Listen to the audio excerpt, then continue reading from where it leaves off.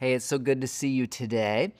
Well, we're in day 2 of about 5 days of asking this question: what can you do when you're struggling and God seems absent or distant? It doesn't seem like he wants to help. Well, that's very much the case in the book of Esther. It doesn't look like God's showing up to help the Jewish people, but God placed Esther right there to help the Jewish people. Here's something you can do today wherever you're struggling or wherever God seems distant. Very simple. Fix your eyes on the promises of God. In fact, I'd go so far as to say be obsessive, fixate on the promises of God. Be a person who sings worship songs, or at least listens to them.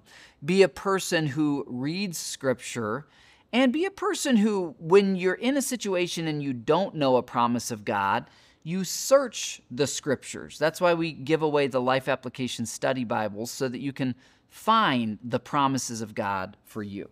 In chapter 4, verse 14, we see that Mordecai knew the promises of God, because he says to Esther, if you keep quiet at a time like this, deliverance and relief for the Jews will arise from some other place.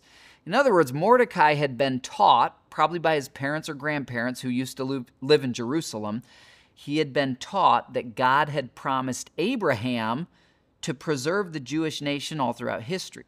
He'd been taught that a Messiah was coming through the Jewish people.